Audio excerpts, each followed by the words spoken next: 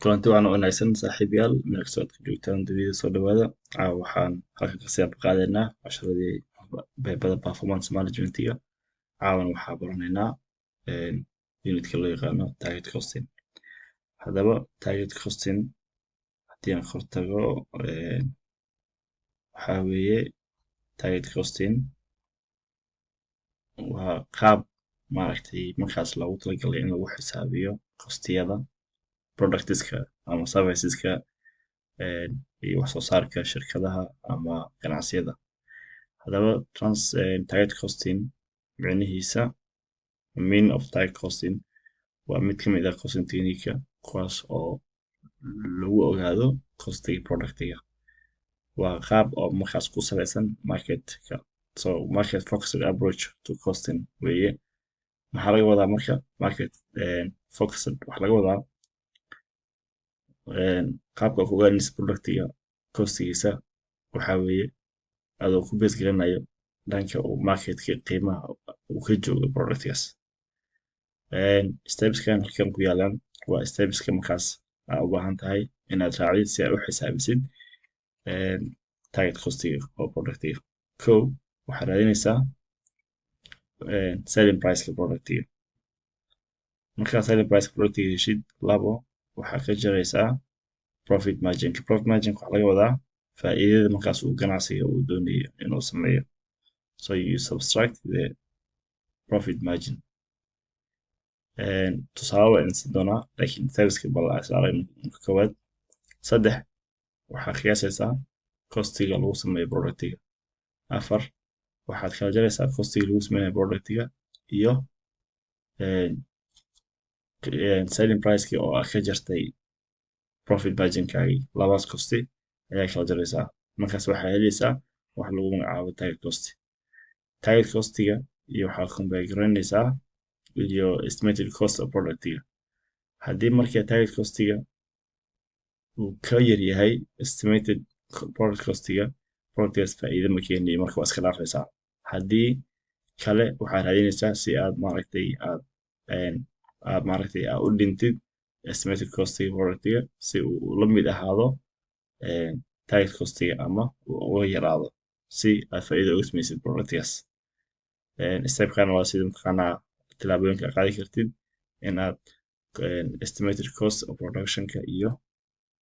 target costiga aad isku soo dhaweysid tilaabooyinka qaadi kartid saa arrimaha u samaysid waana kuwan hoos ku xusan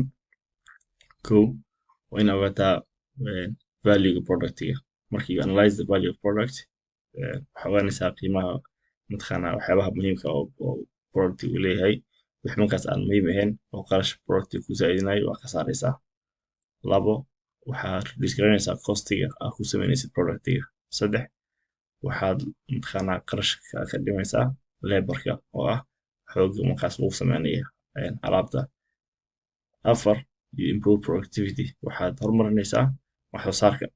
oo mataqaanaa shaqaalayaal si fiican u shaqeynayaan mashimiya waxaa xaqiijinaysaa inay si maaragtay nidaamsan oo kala joogsan u shaqeynayaan waxyaabahaasna aad ku dowladaysaa si aad u improve garaysid wax soo saarka shan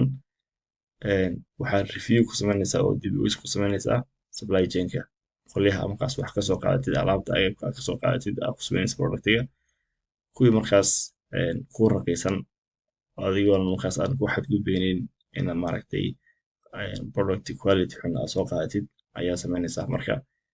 sidaas waxaa ku reduce garaynaysaa qarshaad ku baxaya afar oo materialka iyo inputka oo la xiriiraan midaan aan soo sheegnay oo supplierka ah intaas hadaa samaysid aa wax ka qabatid qiimihii markaas aad ku samaysay productiga iyo qiimihii markaas target costiga oo aad dhaafi karin waad kusoo dhaweynaysaa okay target cost maxaa loo isticmaalaa target costiga waxaa loo isticmaalaa sidisaba in lagu controlo qarashaadka labo in maaragtay lagu set gareeyo price oo realistic ah macquul ah saddex in markaas lagu ogaado performance waxaa waaye waxqabadka managerada waxqabadka shirkadda waxqabadka industriga waxqabadka hay'adda dowliga wax dhan in lagu ogaado ayay ka caawinaysaa okay tusaale yar ayaa sameynaynaa oo maaragtay si aa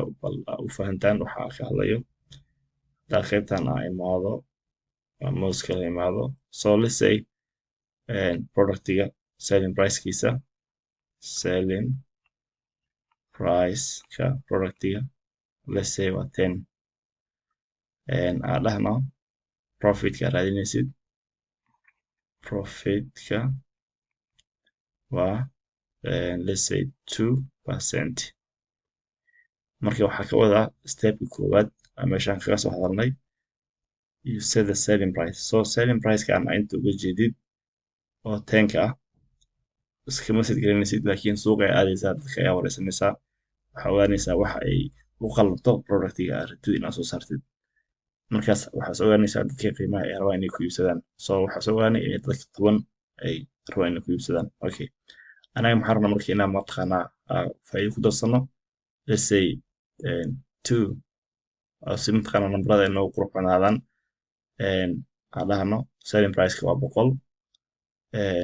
profit margin ka rabnaa let's say is 10 so profit margin of 10 haddii aad ku dhufatid mataqaanaa boqolkiiba 10 waa 10 marka profit margin ka rabno waxaa waaye profit margin ka rabno waa 10 marka waa kala jaraynaa labadan so step koowaad markaasa stepka labaad waa kana stepka saddexaad marka waa labadan waa kala jaray so waxay noqonaysaa 90 ayay noqonaysaa so that is 100 minus 10 so you have 90 so 90 waa target costiga waa stepka saddexaad find okay waa stepka afraad aan dhahno okay stepka saddexaad marka waxay noqonaysaa find the estimated cost of products marka waxaa ognahay haddii productgan uu 90 ka bato qiimaha aan ku samaynayno inaan waxba faa'iidan in lasoo fargelinayo marka inaan ku dadaalnaa in estimated costiga aan ku samaynayno productgan uusan marnaba 90 ka badan okay marka estimated costiga aan samaynay haddii aan 80 camal helno waa good laakiin inta badan waxay koraysaa marka waxay noqon kartaa 95 camal so hadday 95 noqoto that is the target cost that is the estimated cost and this is the target cost labadan marka kala jirtid waxaa kuu soo baxayo 5 so 5taana waxaa la rabaa inaan meesha ka saarno haddii kale waxaa soo fargelinayaa faa'iidadeena marka mataqaanaa qaabka 5ta u fargelinayna waa soo sheegnay oo mataqaanaa waa kuwaan halkan ku xusan oo tilaabooyinkan ah markaas waxaa noo suurtagelaysa in aan maaragtay faa'iidadeena 10keeda aan nambarna ka hoos marin okay target cost marka target costiga wuxuu qayb ka yahay mataqaanaa tikniikyada kale ee costingka ee lagu ogaado productiga ama serviceka uu sameeyo companiga si mataqaanaa u control shaqada ka baxayo si maaragtay hadhow productigaada qiimo fiican aad suuqa maaragtay ugu iibgeysid 3 si maaragtay aad performancega waxqabadka dadka mataqaanaa ku shaqeeyaan oo managerada ama xoghayaasha ama mataqaanaa markaas maarayaasha u xisaabtantid halkaasna waxaan kusoo gabaynaa casharkii target cost ee uga hadlaynay mar kale waxaan xasuusinayaa casharadan ma ahan inaan coska oo dhan idin barayo waxaa waaye kaliya just inaan ku istaagayo maaragtay waxyaabaha markaas leeyahay bal waa fahansiin kartaa dhalinyarada markaas badan ee coskan samaynayaan waana sii wadi doonaa hadduu alla idmo idinkana waa ku mahadsan tihiin waqtigiina iyo maaragtay juhdigiina iyo dadaalkiina aad rabtaan inaad coskan ka mid dhalisaan aad baan idin salaamayaa saas iyo nabadgelyo